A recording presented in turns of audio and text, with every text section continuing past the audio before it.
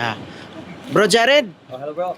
sabi ng mga pastor, hindi na raw importante yung relihiyon. Yung importante daw yung pananampalataya kay Kristo. Ano yung sagot mo dito, kapatid na Jared? Oo, tama yun. Yung sinabi nila, Brother Amek, na pananampalataya lang kay Kristo. Pero kung unawa nila ang ating kukunin, kung sa paanong paraan nila inunawa yung word na pananampalataya, dun sila nagkakamali. Ah. May piliwanag ang mga apostoles dyan kung ano bang konteksto ng pananampalataya. Mm. Una, sa 2:8 verse 9 of Ephesians. Mas mabuti, Brother Amek, gamitin natin yung mga talatang ginagamit nila. Okay. Sa John 3:16. Okay. Ngayon na lang mga pagsinta ng Diyos sa sanlibutan, kaya binigay niya ang kanyang bugtong na anak.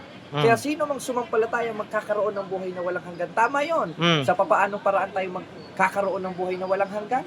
Sa pamamagitan ng pagsampalataya kay Kristo. Sa papaanong paraan? Nasa 2:8 verse 9 of Ephesians, not by any works of righteousness. Mm.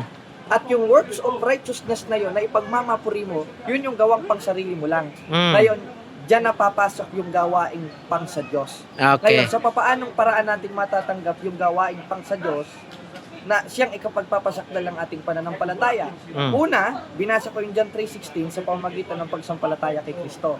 Ngayon, sa papaanong paraan dapat sampalatayanan si Kristo? Faith alone ba? Gaya ng itinuturo nila. Na kahit hindi ka na maligo, ligtas ka na. Sa 13:13 ng unang Korinto, maliwanag po nating mababasa, ang nananatili po'y tatlo, hindi isa. Okay. Una, pananampalataya, pagkahabag, pag-ibig. Ano ang konteksto ng pag-ibig? O diyan pa lang, nagkakamali na yung faith alone nila. Eh bakit? Tatlo ang nananatili, hindi isa. Ah. Paanong faith alone? Nananatili ang tatlo. Kailan pa naging alone ang tatlo? Plural po yan.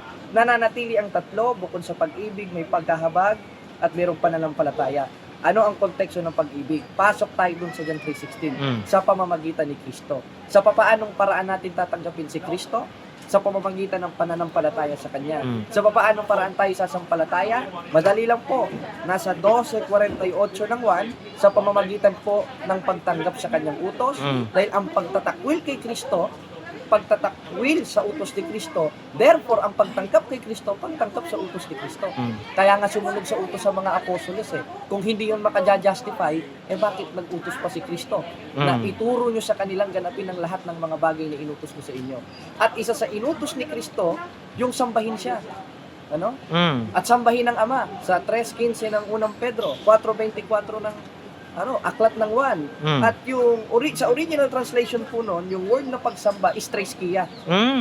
At yung word na treskia, nasa Greek interlineal po, ang pakahulugan niyan is to worship religion o relegare. Aba, hindi naintindihan ng mga pastor yan eh. Eh doon pa nga lang po sa konteksto ng word na relihiyon, hindi nila naintindihan. Dahil ang akala nila, ang relihiyon ay parang institusyon. Ang relihiyon ay samahan ng mga grupong Kristiyano na sumasamba kay Kristo na ayon sa 4:24 ng 1 ay treskia o leregare o mga mananamba kay Kristo. Eh ano ba yung mga tunay na mananamba kay Kristo? Nasa 4:23, 24 ng 1, yung mga pinili niya. Sa papaanong paraan sumasamba? Nasa 27 ng gawa, meron silang pinuputol-putol na tinapay. At yung tinapay na yun, mismong katawan ni Kristo. At nandun ang presensya ni Kristo, hindi po simbolikal. Kaya hindi nila sinasabing hindi na kailangan dahil hindi sila yung tinutukoy na relihiyon sa Biblia. Dahil yung word na relihiyon ay pagsamba na siyang konteksto ng pagtanggap kay Kristo na pag hindi mo tinanggap, hindi ka Kristiyano at aalis rin sa iyo si Kristo. Kaya, tama ba ang sinasabi nila na hindi na kailangan ng relihiyon? Mali po yun. Kung unawa nila ang ating kukunin, mali po talaga yon. Dahil ang word na relihiyon ay pagsamba. Eh kung hindi na pala kailangan, ba't sila sumasamba?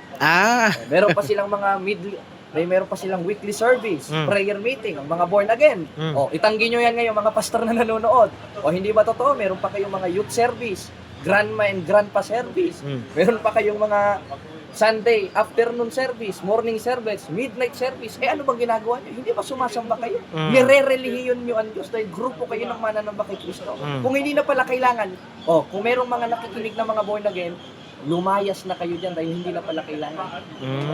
Sumunod na lang kayo kay Kristo dahil faith alone na lang pala. Ba't ano bang ginagawa nyo dyan?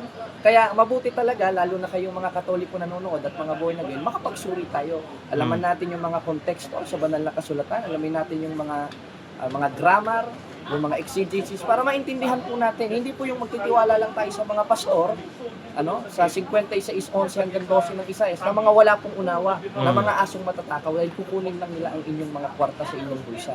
Bakit? Nakita na natin, nahimay natin, ang tunay na pagtanggap at pagsampalataya kay Kristo, pagtanggap sa utos ni Kristo. Isa sa utos ni Kristo, yung pagsamba kay Kristo. At isa sa kahulugan ng pagsamba ay relihiyon. Kaya kung ikaw ay tumanggap kay Kristo, natural na meron kang relihiyon o pagsamba sa Diyos dahil ang kahulugan ng relihiyon ay pagsamba. Pag hindi mo sinabi sa kaligtasan yan, huwag ka nang sumamba. Ano pang ginagawa mo dyan sa born again? Nagtatatalon-talon ka pa man din. Hindi pala kasama sa kaligtasan yan. Yun lang, Brother Alec. Okay, salamat.